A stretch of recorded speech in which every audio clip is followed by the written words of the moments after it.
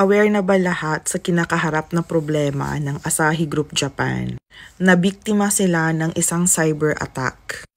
Yes, na-hack ang system nila and dinakaw ang mga private datas nila.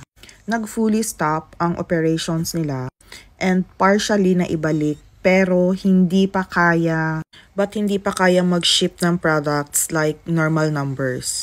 So, i-expect nyo na po na sooner mawawalan po ng display ang Asahi, lalong-lalo na sa mga convenience stores. And mawawalan ng Asahi beer sa mga ibang mga restaurants, mga ramen niya.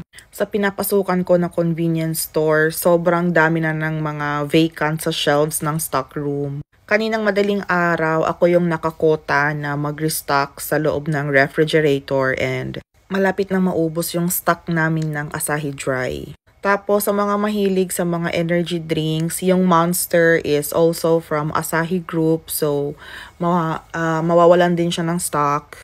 Tapos yung favorite ko na Mitsuya Cider, mawawala din siya kasi galing din siyang Asahi. Tapos yung Jurokcha na favorite ko na tea, from Asahi Group din siya. So, mawawalan din siya ng stock. Tapos, meron din siyang baby food. Basta you can research kung ano yung mga products ng mga Asahi.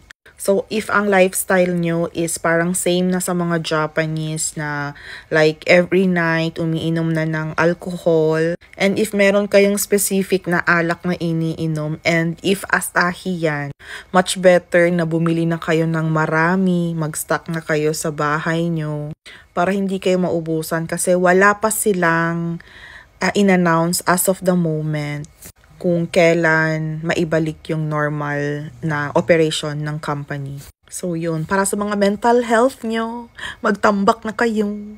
Ciao!